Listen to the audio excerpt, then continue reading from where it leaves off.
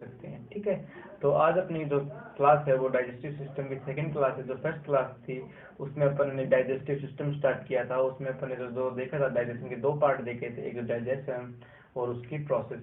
Digestion में अपन ने देखा था कि किस प्रकार से कंपाउंड मॉलिक्यूल्स कन्वर्ट होते हैं सिंपल मॉलिक्यूल्स में, उसे अपन डाइजेशन कहते हैं। और जो प्रोसेस थी उसको 7 स्टेप में कंप्लीट कैसे किया जाता है वो अपन ने देखा था। फिर अपन ने स्टार्ट किया था human digestive system. Human digestive system में अपन ने दो पार्टों में डिवाइड किया था। एक जो था वो था एलिमेंट्री कैनाल और दूसरा था एसेसरी सिस्टम। ठीक है, या फिर जो हेल्प में आती हैं, किसी कार्य के जो हेल्प में आती हैं ग्लैंड्स, उनका हमने पढ़ा था। ठीक है, कौन कौन सी वो होती हैं, तो अपने एक स्टेप बाय स्टेप सभी को देखते हुए चलते हैं। तो सबसे पहले स्टार्ट करते हैं एलिमेंट्री कैनाल में, माउथ से अपन स्टार्ट करते हैं। ठीक है, तो अपन स्टार्ट करते हैं एलिमेंट्री कैनाल में माउथ से।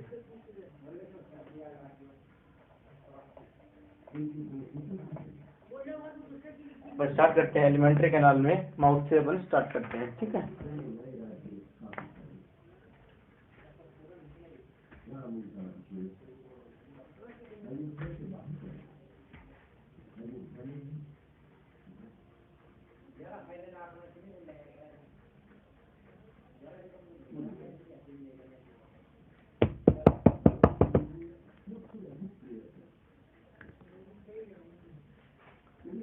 तो जो माउथ है इसे एलिमेंट्री कैनाल से अपन स्टार्ट करते हैं।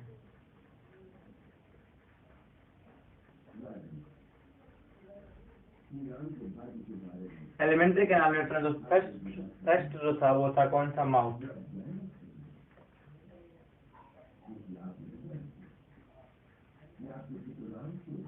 ठीक है, जो माउथ है अपना, जो मुंह है, इसे अपन 3 पार्ट में पढ़ने वाले हैं। पहला जो पार्ट है वो है टिथ, टंग, और जो थर्ड पार्ट है वो है सलाइवरी ग्लैंड। ठीक है, इसे अपन 3 पार्ट में पढ़ेंगे।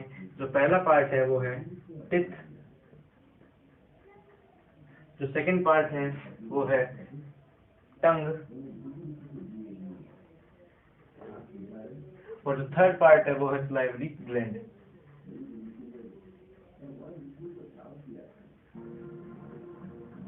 जो थर्ड पार्ट है वो कौन सा है, वो है सलाइवरी ग्लैंड। जो अपने टिथ हैं इन्हें प्री मोलर और मोलर के नाम से अपन इसे नोटिस करते हैं। प्री मोलर कौन से हैं, जो दूध के दांत कहते हैं उन्हें प्री मोलर कहते हैं। जो प्री मोलर वो कौन से हैं, जो सॉरी मिल्क टिथ और प्री मोलर, मोलर और प्री मोलर, सॉरी सॉरी जो टिथ हैं उसके 4 पार्ट होते हैं। टिथ हैं, इनको 4 पार्ट में डिनोट किया जाता है। कौन कौन से पार्ट है इसके, तो टिथ इनको 4 भागों में डिवाइड किया गया है। कितने टाइप के टिथ अपने, 4 भाग है। सबसे पहला जो है types of teeth, types of teeth. सबसे पहला है इंसीजर। सबसे पहला कौन सा टिथ आता है, सबसे पहला जो आता है वो आता है इंसीजर। दूसरा आता है कैनाइन, तीसरा आता है मोलर, और चौथा आता है प्रीमोलर। ठीक है, कौन कौन से इंसीजर, कैनाइन, मोलर, प्रीमोलर। अब इनके जो हिंदी में नाम है वो कौन से हैं, वो है कृंतका, कृंतक। जो कैनाइन है इसे कहा जाता है, इसे क्या कहा जाता है, जो कैनाइन है इसे कहा जाता है रदनक, कैनाइन। और मोलर को कहा जाता है सबनेक। ठीक है, मोलर को कहा जाता है सबनेक, और प्री मोलर को कहा जाता है अग्र सवर्णक, सवर्णक, और प्री मोलर को कहा जाता है अग्र सवर्णक। एक बार दोबारा देख लेते हैं। जो अपन ने स्टार्ट किया था एलिमेंट्री कैनाल, इसमें अपन स्टार्ट करें सबसे पहला टॉपिक माउथ। तो अपन माउथ में देखते हैं कि जो टिथ है वो कितने टाइप के होते हैं, वो 4 प्रकार के होते हैं, इंसीजर, कैनाइन, मोलर और प्रीमोलर। ये 4 प्रकार के टिथ होते हैं। ठीक है, अब अपन चलते हैं आगे। तो आगे अपन देखेंगे कि एक तो होते हैं मिल्क टिथ और एक होते हैं परमानेंट टिथ। तो उनके अपन स्टार्ट करते हैं। ये सभी में फिक्स रहेंगे, इंसीजर, कैनाइन, मोलर, प्रीमोलर, ये सभी में फिक्स रहेंगे। अब आगे चलते हैं। जो टिथ है ये मिल्क टिथ और परमानेंट टिथ। ठीक है, टिथ को अपन 2 भागों में डिवाइड करते हैं। कौन कौन से, तो टिथ है इसे अपन 2 भागों में डिवाइड करते हैं। एक तो है परमानेंट,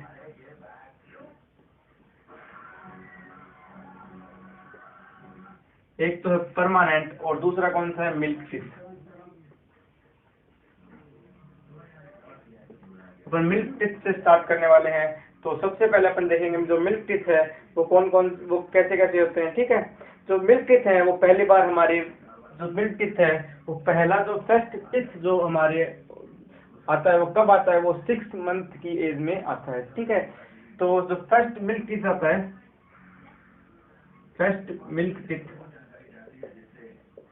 कब आता है, वो आता है 6 मंथ की एज में। जब अपन 6 माह के होते हैं, जब अपन 6 माह के होते हैं तो सबसे पहला टिथ हमारा 6 माह की एज में आता है। ठीक है, और जो परमानेंट टिथ है ये कब आता है, ये आता है हमारे 6 ईयर की एज में। जो परमानेंट टिथ है ये कब आता है,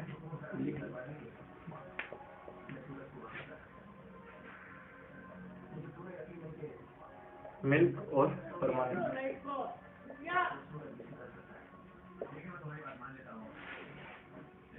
जो मिल्क टिथ है कब आते हैं, ये 6 मंथ में आते हैं, फर्स्ट टिथ। ठीक है, और जो परमानेंट टिथ आता है वो 6 ईयर की एज में आते हैं।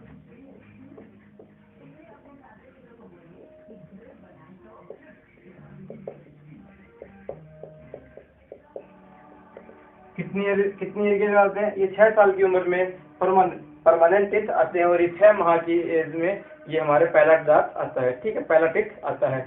जो इनके डेंटल फॉर्मूला है जो मेरे से पूछे जाते हैं, तो डेंटल फॉर्मूला क्या है इनके, डेंटल फॉर्मूला क्या है इनके वो देख लेते हैं एक बार।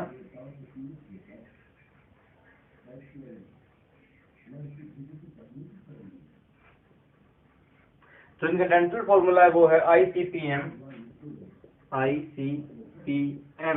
इंसीजर, कैनाइन, प्रीमोलर और मोलर। ठीक है, जो इनका रेशियो क्या होता है, इनका रेशियो पूछ सकते हैं 2:1:2।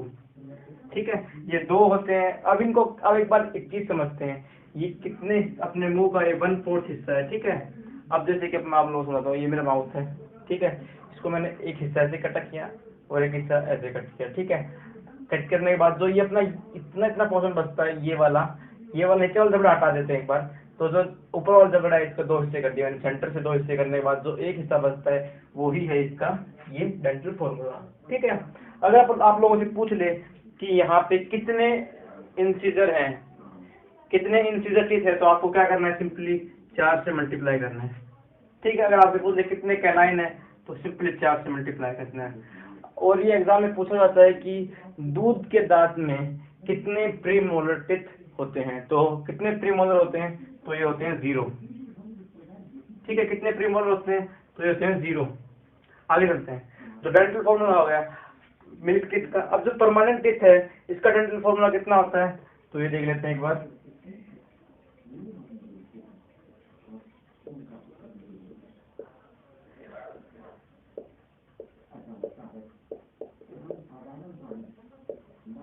जो परमानेंट टिथ होते हैं इनका रेशियो क्या होता है, इनका रेशियो होता है 2:1:2:3। ये होते हैं इनका permanent dental formula.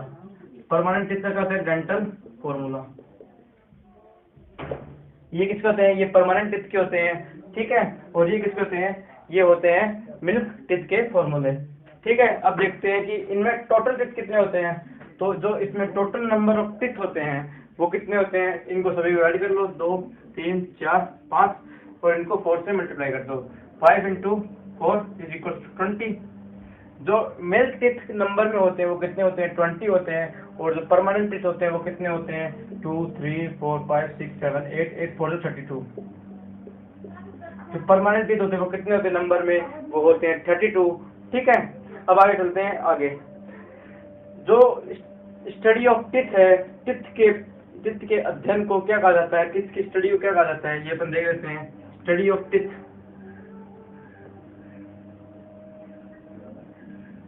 Study of teeth को क्या कहा जाता है, स्टडी ऑफ टिथ को कहा जाता है ओडोंटोलॉजी।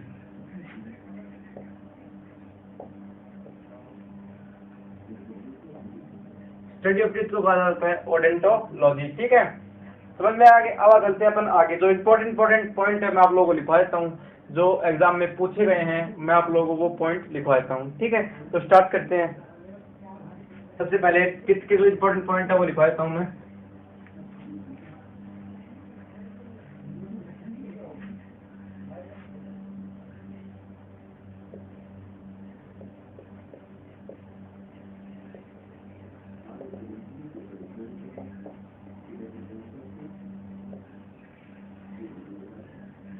सबसे पहला जो है वो क्या है कि मिल्क टिथ में प्रीमोलर टिथ नहीं होता है, ठीक है।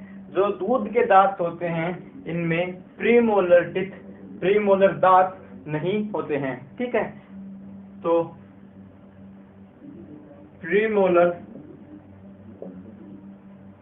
Teeth are absent in milk teeth. दूध के दांत में प्रीमोलर दांत नहीं होते हैं, ठीक है। बच्चों में सबसे पहले टिथ मिडिल इंसिजर आता है। जो बच्चों का जो सबसे पहला दांत जो उगता है वो कौन सा उगता है, कौन सा आता है, तो वो जो आता है मिडिल इंसिजर। जो सामने वाले दांत हैं ये हमारे सबसे पहले आते हैं बच्चों में, ठीक है। तो सबसे पहले कौन सा जो बच्चों में टिथ जो आता है सबसे पहले, तो बच्चों में मिडिल इंसिजर टिथ सबसे पहले आता है, ठीक है। उसे दूध का दांत भी कहा जाता है। मिडिल इंसिजर सामने वाला दांत जो होता है सबसे पहले वो उगते हैं बच्चों में, तो उसे कहा जाता है मिडिल इंसिजर। पूछ लेते हैं अगला जो है तो तीसरा पॉइंट जो है, जो अंतिम जो दांत आता है अपने, जो लास्ट जो दांत कहा जाता है अक्कल जाड़ जिसे कही जाती है हमारे मारवाड़ी भाषा में, अक्कल जाड़ जिसे कहा जाता है। उसे क्या उस जो टिथ है जो लास्ट में आता है वो कब आता है, 25 ईयर की एज में आता है। कब आता है वो, एवरेज निकाल के बताता हूँ, 25 ईयर की एज में आते हैं, ठीक है। उसे किस टिथ के नाम से जाना जाता है, उसे विजडम टिथ के नाम से जाना जाता है।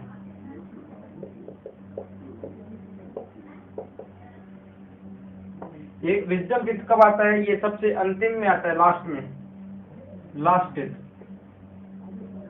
लास्ट टिथ जो आता है वो कब आता है, 25 ईयर की एज में आता है, जिसे विजडम टिथ के नाम से भी जाना जाता है, ठीक है। जो विजडम टिथ है, अब ये आपसे पूछ सकते हैं कि विजडम टिथ का हमारी बॉडी में क्या कार्य है, तो इसका हमारी बॉडी में कोई भी फंक्शन नहीं है, तो ठीक है। तो जो टिथ है विजडम टिथ इज फंक्शनलेस। इसका हमारी बॉडी में कोई भी कार्य नहीं है, ठीक है। ये हमारी बॉडी में सिर्फ उगता है और उसका कोई भी कार्य नहीं होता है, ठीक है। आगे चलते हैं। जो एलिफेंट होता है उसका कौन सा दांत हमें दिखाई देता है, जो बाहर की तरफ निकला होता है वो कौन सा दांत हमें दिखाई देता है, तो जो एलिफेंट होता है उनमें इंसिजर दांत बाहर की तरफ निकला होता है।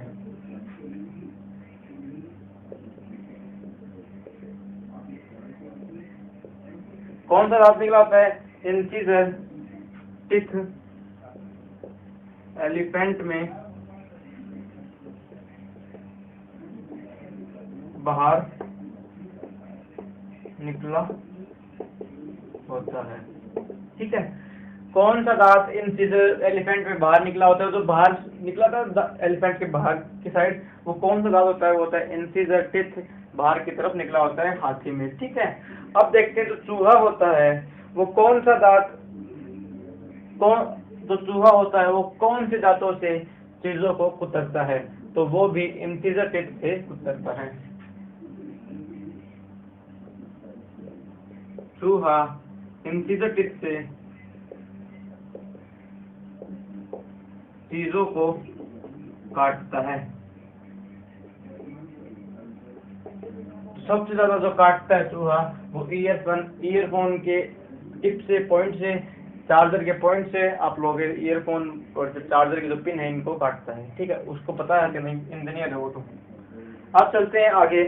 जो अगला है वो टिथ के निर्माण में किन चीजों का प्रयोग होता है, तो वो होता है कैल्शियम तथा फॉस्फेट। टिथ के निर्माण में कैल्शियम एंड कैल्शियम तथा फॉस्फेट फास्फोरस, कैल्शियम तथा फास्फोरस का प्रयोग होता है। जो हमारे धातु हैं ये किन चीजों से बने होते हैं? ये बने होते हैं कैल्शियम और फास्फोरस से मिलकर बने होते हैं। ठीक है, कैल्शियम तथा फास्फोरस से मिलकर हमारे दांतों का निर्माण होता है। आगे चलते हैं। जो हमारे दांत है इन पे जो व्हाइट व्हाइट लेयर रहती है ये किससे बनी होती है? ये ट्राई कैल्शियम फॉस्फेट से बनी होती है। ठीक है, जो हमारे दांत हैं ये इसके ऊपर जो हमारे दांत है ये किस चीज से बने होते हैं? ये बने होते हैं ट्राई कैल्शियम फॉस्फेट से बने होते हैं। ट्राई कैल्शियम फॉस्फेट से बने होते हैं। जो हमारे दांत हैं वो टिथ हैं वो किससे बने होते हैं? टिथ फॉर्म्ड बाय, दांत बने होते हैं किससे? ट्राई कैल्शियम फॉस्फेट से बने होते हैं। ट्राई कैल्शियम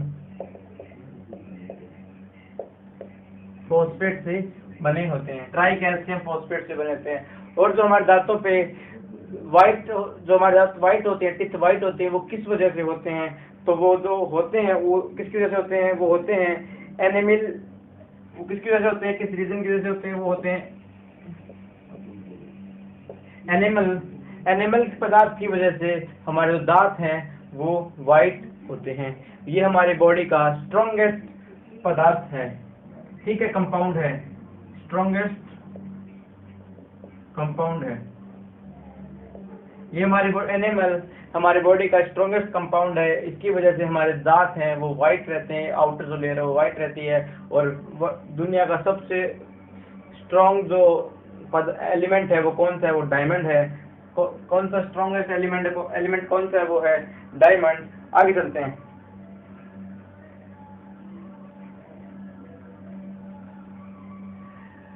जो एनिमल होता है ये ट्राई कैल्शियम फॉस्फेट होता है। इसे किस नाम से जाना जाता है? इसे डेंटाइन नाम से जाना जाता है। जो ट्राई कैल्शियम फॉस्फेट होता है इसे एक और नाम से भी जाना जाता है, उसे कहा जाता है डेंटाइन, DENTINE। डेंटाइन के नाम से भी जाना जाता है। ये भी क्या होता है? टिथ के फॉर्मेशन में हेल्प करता है। ठीक है, अब चलते हैं आगे।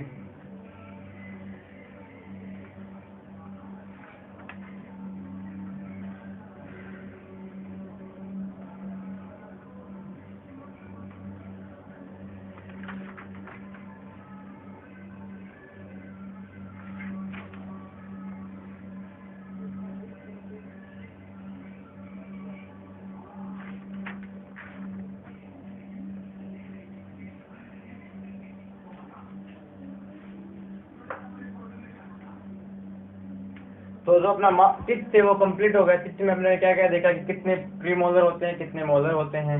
वो अपन ने फॉर्मूला देखे थे कि फॉर्मूला अपन कौन सा है। तो रेशियो देखा, डेंटल फॉर्मूले का रेशियो देखा अपने। और उसके बाद अपन ने जो इम्पोर्टेंट पॉइंट्स थे जो अपने एग्जाम में पूछे गए अभी तक वो अपन ने डिस्कस किए। अब चलते हैं माउथ में चलते हैं, टंग पे, जीभ पे।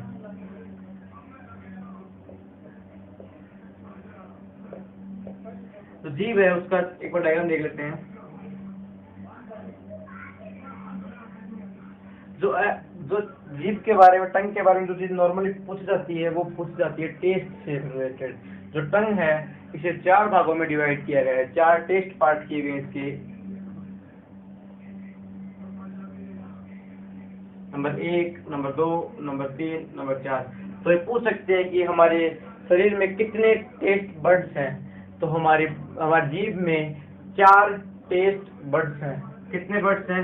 4 टेस्ट बड्स। हमारे जीभ में कितने टेस्ट बड्स हैं? वो है 4 टेस्ट बड्स, 1, 2, 3, 4। तो एक बार देख लेते हैं कौन कौन से हैं। सबसे आगे की जो जीभ है, जो टिप है, उसे वो किससे जानी जाती है? वो मिठास के लिए जानी जाती है। वो किसके लिए है? ये है स्वीट के लिए। किसके लिए? ये मिठास के लिए जानी जाती है। जो नंबर 2 है वो साल्ट के लिए जानी जाती है। और जो नंबर 3 है ये किसके लिए जानी जाती है? ये खट्टापन के लिए, सौर के लिए।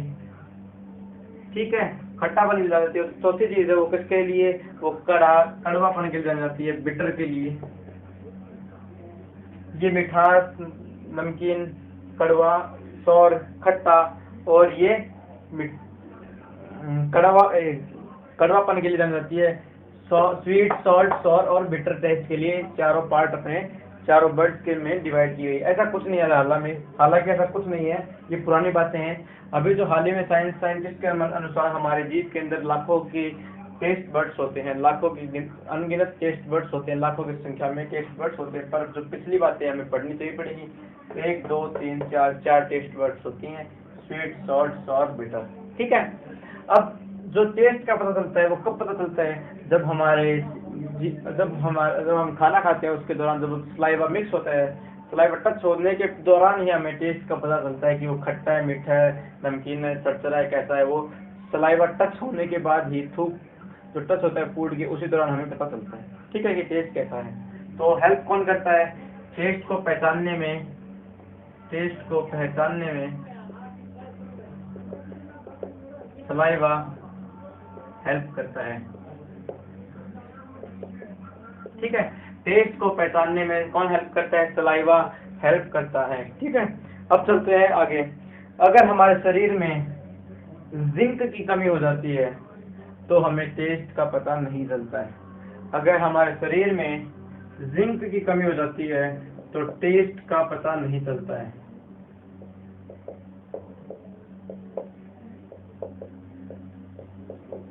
अगर हमारे शरीर में जिंक की कमी हो जाए तो हमें टेस्ट का पता नहीं चलता। उस डिजीज को कहा जाता है डायजेसिया।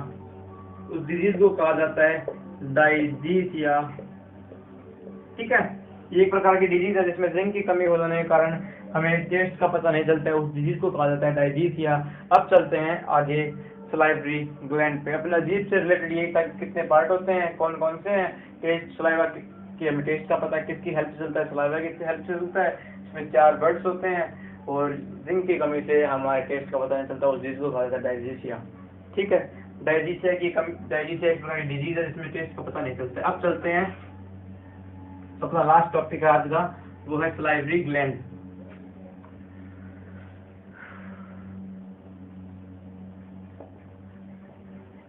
सलाइवरी ग्लैंड, ठीक है, या फिर सलाइवरी ग्लैंड, लार ग्रंथि, ठीक है। ये अपने स्टार्ट करने वाले लार ग्रंथि सलाइवरी ग्लैंड। तो सलाइवरी ग्लैंड है 6 इन पेयर होती है, 3 इन पेयर्स होती है, 6 इन टोटल नंबर होती है, ठीक है। तो सलाइवरी ग्लैंड कितनी होती है? ये 3 इन पेयर होती है। इसके 3 पार्ट होते हैं सलाइवरी ग्लैंड के। वो कितने होते हैं? 3 पार्ट होते हैं। किन में? ये पेयर में होते हैं, ठीक है। अगर आपको टोटल नंबर पूछ ले, total number of salivary gland, तो वो होती हैं 6, और आपको इन पेयर पूछ ले तो वो होती हैं 3 इन पेयर। तो वो कौन कौन सी होती है पेयर में, वो देख लेते हैं। 1 2 3। तो सबसे पहली होती है वो होती है सबलिंगुअल,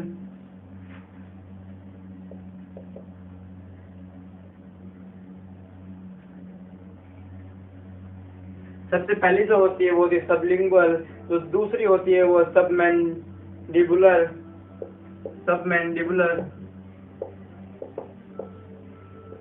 और जो तीसरी होती है वो होती है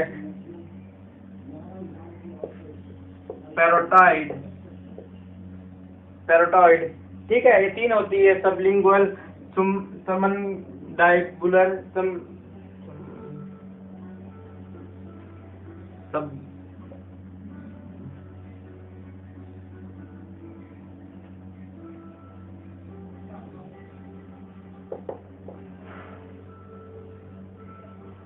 ये 3 होती है, 3 इन पेयर होती है। कौन सी?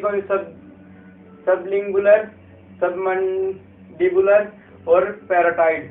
ये 3 ग्लैंड होती है, ठीक है, जो सलाइवा को सिक्रीट करती हैं। अब इन तीनों के बारे में अपन थोड़ा जान लेते हैं, ठीक है। जो सबसे ज्यादा इम्पोर्टेंट जो है वो कौन सी है? वो है पैरोटाइड। ये क्या करती है? ये सलाइवा रिलीज सिक्रीट करती है, ठीक है। तो जान लेते हैं इसके बारे में। ये जो है ये हमारी बॉडी की लार्जेस्ट सलाइवरी ग्लैंड है। ये क्या है हमारी बॉडी की? ये हमारी बॉडी की सबसे लार्जेस्ट सलाइवरी ग्लैंड है, ठीक है।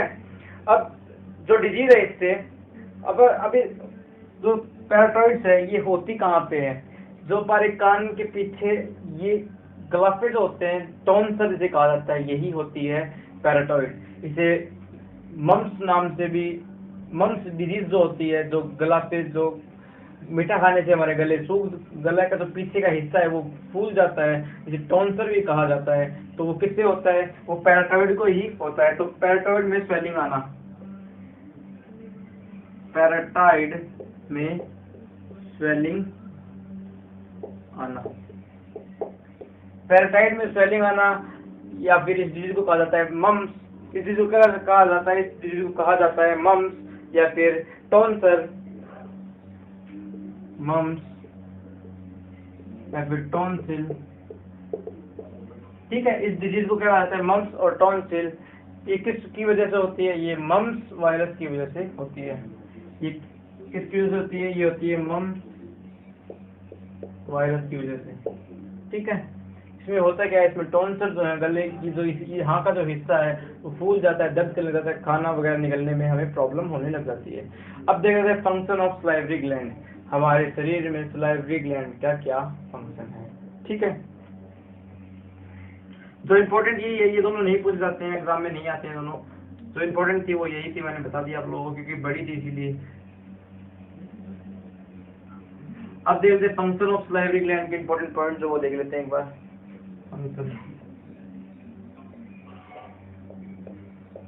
फंक्शन ऑफ सलाइवरी ग्लैंड, ये सलाइवा का सिक्रेशन करता है। ठीक है, किसका सिक्रेशन करता है, सबसे पहले ये सलाइवा का सिक्रेशन करता है।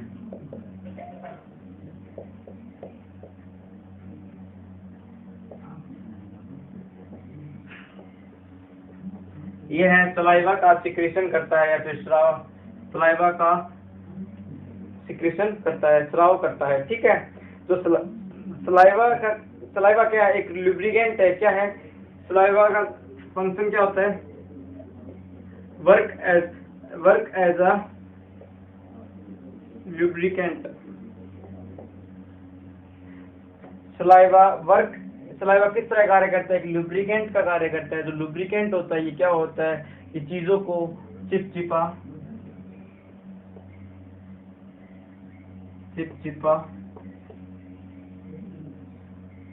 मुलायम, सॉफ्ट, इन चीजों में कन्वर्ट करता है। ठीक है, लुब्रिकेंट जो होता है इन चीजों को कन्वर्ट करता है, चिपचिपा जैसा ही पदार्थ है जैसे सॉफ्ट कन्वर्ट कर देता है, जिससे कि जो खाना है वो फूड है वो आगे की तरफ ईसोफेगस के थ्रू आगे जा सके। ठीक है, तो क्या करता है, खाने को स्मूथ या फिर मुलायम करता है। ठीक है, जो अगला जो है हमारा फंक्शन क्या है, pH of saliva. PH of saliva, जो पीएच ऑफ सलाइवा वो कितना होता है, वो होता है 6.8। 6.8 होता है पीएच ऑफ सलाइवा। अब जान लेते जरा पीएच के बारे में। पीएच जो होता है उसका फुल फॉर्म क्या होती है, potential of hydrogen, potential of hydrogen. ठीक है, यहाँ पे होता है न्यूट्रल, ये 0, 7 और 14। 7 पे होता है न्यूट्रल। ठीक है, यहाँ पे होता है एसिडिक, यहाँ पे होता है बेस। एसिडिक होता है HCl, सबसे ज्यादा एसिडिक कौन है इस समय, वो है HCl। और जो सबसे ज्यादा बेसिक कौन है, वो है सोडियम हाइड्रोक्साइड। बेस कौन है, वो है सोडियम हाइड्रोक्साइड, NaOH, जिसे किस नाम से जाना जाता है, कास्टिक सोडा के नाम से भी जाना जाता है। ठीक है, न्यूट्रल वाटर, याद रखें कौन कौन से हैं। सबसे ज्यादा एसिडिक कौन है, वो है HCl 0 पे। सबसे ज्यादा बेस कौन है, वो है सोडियम हाइड्रोक्साइड, जिसे NaOH या फिर कास्टिक सोडा के नाम से भी जाना जाता है। और न्यूट्रल कौन है, वाटर। ठीक है, तो जो पीएच होता है सलाइवा का वो कितना, 6.8 होता है। 6.8 को अपन किससे जानेंगे, स्लाइटली एसिडिक। ठीक है, ये कैसा होता है पीएच में, ये स्लाइटली एसिडिक होता है। आगे चलते हैं। अब जैसे कि अपने खाना खा लिया, खाना खाने के तुरंत बाद अपना पीएच मान कितना होता है सलाइवा का? खाना खाने के तुरंत बाद पीएच मान हमारा होता है, खाना खाने के बाद पीएच होता है 7.2। ठीक है, याद रखें, खाना खाने से पहले अपना पीएच मान होता है 6.8 और खाना खाने के बाद अपना पीएच मान होता है 7.2, स्लाइटली बेस। ठीक है, अब आगे चलते हैं। जो सलाइवरी ग्लैंड है ये 24 घंटे में कितना सलाइवा सीक्रेट करती है? तो ये 24 घंटे में 24 आवर में 1.5 लीटर सलाइवा सीक्रेट करती है। ठीक है, सलाइवा ग्लैंड एक पूरे दिन भर में 24 घंटों में 1.5 लीटर सलाइवा सीक्रेट करती है। अब चलते हैं आगे। तो सलाइवा है, इसमें कौन कौन से एंजाइम पाए जाते हैं?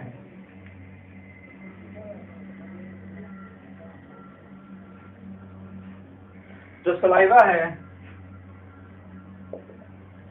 सलाइवा में कौन कौन से एंजाइम पाए जाते हैं? सलाइवा में जो एंजाइम पाया जाता है सबसे पहले वो है टाइलिन।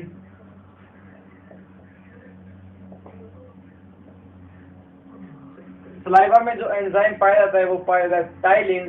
टाइलिन का फंक्शन क्या होता है? इसका फंक्शन जो होता है वो होता है कि ये स्टार्च का पाचन करता है। किसका पाचन करता है? ये स्टार्च का पाचन करता है। स्टार्च क्या होता है? फूड जो प्लांट जो अपना फूड स्टोर करते हैं किसके फॉर्म में करते हैं? वो स्टार्च के फॉर्म में ही करते हैं। तो स्टार्च से पहचान लेते हैं कि प्लांट अपना फूड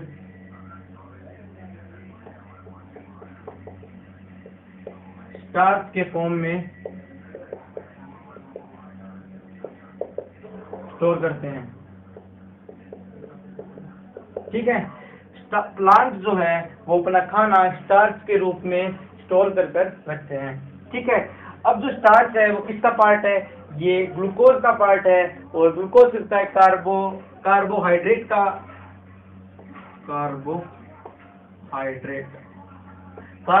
का पार्ट है। तो अपन इनडायरेक्टली कह सकते हैं जो टाइलिन है वो किसका पाचन करता है? वो कार्बोहाइड्रेट का भी पाचन करता है, फिर कार्बोहाइड्रेट का भी पाचन करता है। तो स्टार्च का पाचन कहाँ स्टार्ट हो जाता है? माउथ में। ठीक है, the digestion of carbohydrate starting in our mouth. ठीक है, माउथ में ही कार्बोहाइड्रेट स्टार्च इनका पाचन या फिर ग्लूकोज का पाचन स्टार्ट होने लग जाता है टाइलिन की हेल्प से। आगे चलते हैं। अब जो टाइलिन है इसे किस नाम से जाना जाता है? इसे सलाइवा अमाइलेज के नाम से भी जाना जाता है। जो टाइलिन है एंजाइम है इसे किस नाम से जाना जाता है? इसे सलाइवरी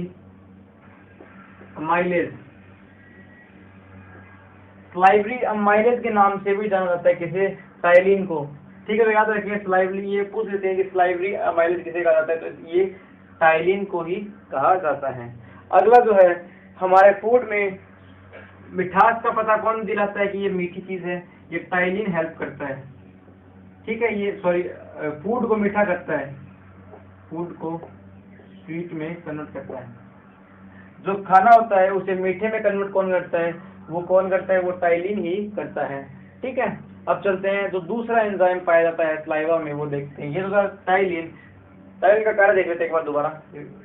टाइलिन जो है वो स्टार्च का पाचन करता है, कार्बोहाइड्रेट का पाचन करता है, ग्लूकोज का पाचन करता है। 3 चीजों का पाचन करता है क्योंकि तीनों एक ही चीज है। तो टाइलिन है, इसको एक और नाम से जाना जाता है, वो जाना जाता है सलाइवरी अमाइलेज के नाम से भी जाना जाता है। जो टाइलिन है ये हमारे खाने को मीठे में कन्वर्ट करता है, स्वीट में कन्वर्ट करता है। अब जानते हैं जो दूसरा एंजाइम है सलाइवा के अंदर जो पाया जाता है वो देख लेते हैं। सलाइवा में जो दूसरा एंजाइम होता है वो कौन सा आता है? वो होता है लाइसोजाइम एंजाइम। ठीक है, कौन सा है वो है लाइसोजाइम एंजाइम, लाइसोसोम एंजाइम। ठीक है, हमारे जो सलाइवा में जो दूसरा एंजाइम पाया जाता है वो कौन सा है? वो लाइसोसोम एंजाइम। ठीक है, इसका फंक्शन क्या होता है? ये हार्मफुल बैक्टीरिया को किल करता है। ठीक है, कहाँ पे? माउथ में ही हार्मफुल बैक्टीरिया को किल करता है।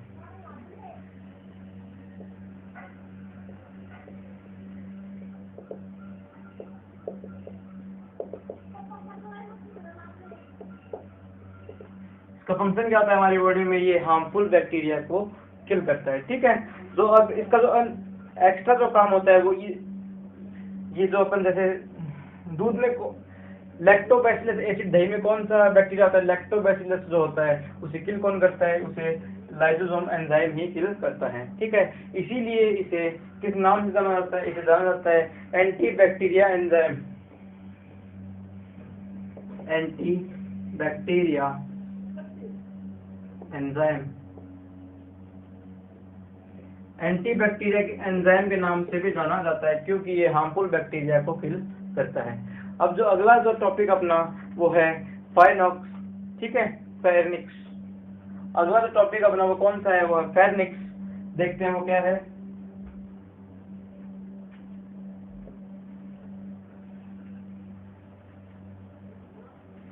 एलिमेंट्री के अलावा थर्ड टॉपिक अपना वो कौन सा है, वो फेरनिक्स।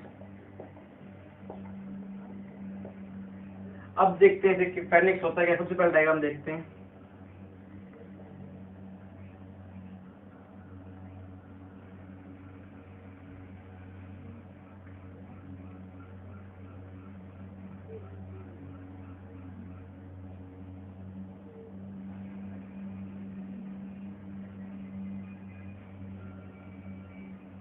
ठीक है, ये तो क्या है अपनी नोज,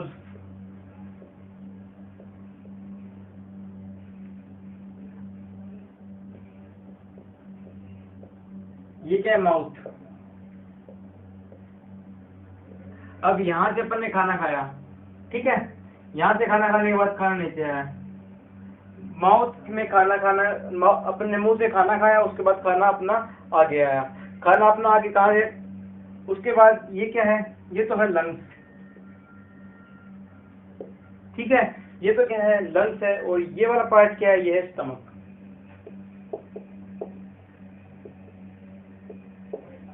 ये क्या है, लंग्स, और ये क्या है, स्टमक। अब जरा समझते हैं। जैसे अपन ने खाना खाया, खाना इस साइड आया, ये क्या है, ईसोफेगस। ये क्या है अपना, ये है ईसोफेगस। ये नली क्या है, ये ईसोफेगस है। ठीक है, ये ऑलवेज क्या रहती है, क्लोज रहती है। ये क्या हो रहती है, ऑलवेज क्लोज रहती है। किससे, ये रहती है एपिगोटिस के, किससे क्लोज रहती है, ये रहती है एपिगोटिस से। किससे क्लोज रहती है, ये ढकी रहती है, किससे, एपिगोटिस से। ये कब खुलती है, जब अपन खाना खाते हैं उसी समय ये है खुलती है, बाकी समय ये बंद रहती है। अब जो ये फेरिक्स है, फेरनेक्स है, ये कौन सा हिस्सा है, ये फेरनेक्स होता है। ठीक है, जो दो भागों में डिवाइड है, ये कौन सा हिस्सा है, ये फेरनेक्स है। ठीक है, अब जैसे अपन खाना खाते हैं तो अपना ये वाला हिस्सा हटकर इस साइड होता है। ये कौन सा हिस्सा है, ये वाला जो हिस्सा है उसे कहा जाता है एयर पाइप।